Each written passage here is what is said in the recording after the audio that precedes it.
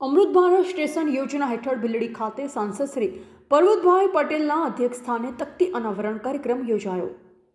અમૃત Bharat station યોજના હેઠળ રૂપિયા 4,886 કરોડના ખર્ચે દેશભરના 554 રેલવે સ્ટેશનનો કાયાકલ્પ તથા 1500 રોડ ઓવરબ્રિજ અંડરપાસનો શિલાન્યાસ કરી રાષ્ટ્રને સમર્પણ કરતા દેશના પ્રધાનમંત્રી શ્રી નરેન્દ્રભાઈ મોદી રેલવે સ્ટેશનના કાયાકલ્પ થકી આ વિસ્તારમાં રોજગારીની નવી તકો ઊભી થશે।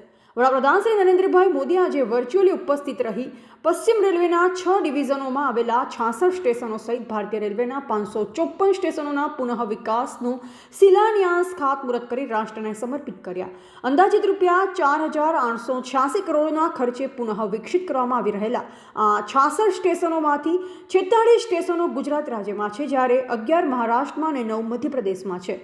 ગુજરાતના 46 સ્ટેશનો પૈકી બનાસકાંઠા જિલ્લામાં ભીલડી રેલવે સ્ટેશનનો સમાવેશ કરવામાં આવ્યો છે, જેનો શિલાન્યાસ સમારોહ સાંસદ શ્રી પરબતભાઈ પટેલના અધ્યક્ષસ્થાને અને ધારાસભ્ય શ્રી કેસાજી ચૌહાણની પ્રેરક ઉપસ્થિતિમાં ભીલડી રેલવે સ્ટેશન ખાતે યોજાયો હતો। સાંસદ શ્રી પરબતભાઈ પટેલ દ્વારા તકતી અનાવરણ કરી કાર્યક્રમને ખુલ્લો મૂકવામાં આવ્યો। આ પ્રસંગે પ્રધાનમંત્રી શ્રી નરેન્દ્રભાઈ મોદીના હસ્તે રેલવે સ્ટેશનના વર્ચ્યુઅલી શિલાન્યાસ કાર્યક્રમનું જીવંત પ્રસારણ નિહાળવામાં આવ્યું હતું।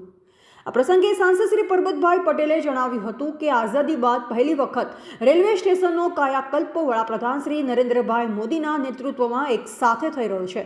બનાસકાંઠા જિલ્લામાં પણ 7 રેલવે સ્ટેશનનો કાયાકલ્પ થવાનો છે। રૂપિયા 11 કરોડના ખર્ચે ભીલડીનું નવું રેલવે સ્ટેશન નવા નજરાણા રૂપે મળવાનું છે, તો સાથે સાથે ઓવરબ્રિજ અંડરપાસના નિર્માણથી લોકોને ફાટકની સમસ્યામાંથી છુટકારો મળશે। ભૂતકાળની કોઈ પણ સરકારે જો આ બાબતે વિચાર્યું હોત તો આજે કોઈ પ્રશ્ન ન હોત, તેમ જણાવી સાંસદ શ્રી પરબતભાઈ પટેલે કહ્યું કે આઝાદી બાદ પહેલી વખત 2100 જેટલી જગ્યાએ પ્રધાનમંત્રી શ્રી નરેન્દ્રભાઈ મોદીના હસ્તે ખાતમુહૂર્ત લોકાર્પણના કાર્યક્રમ થઈ રહ્યા છે,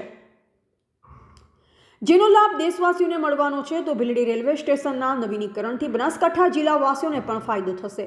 ધારાસભ્ય શ્રી કેસાજી ચૌહાણે ભીલડી લુણી સુધીની રેલવે લાઇન 2029 સુધીમાં તૈયાર થઈ જશે તેવો વિશ્વાસ વ્યક્ત કરા રેલવે સ્ટેશનના કાયાકલ્પ થકી આ વિસ્તારમાં રોજગારીની નવી તકો ઊભી થશે, તેમ જણાવી પ્રધાનમંત્રી શ્રી નરેન્દ્રભાઈ મોદીના વિકસિત ભારત સંકલ્પને સાકાર કરવા સૌને એકજૂટ બનવા આહવાન કર્યું।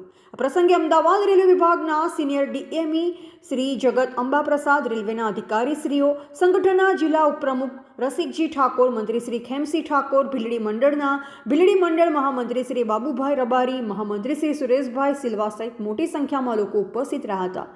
બ્યુરો રિપોર્ટ રમેશ રાણા સાથે વજરામ જોશી, ઇન્ડિયા લાઈવ ગુજરાત, બનાસકાંઠા, ભીલડી।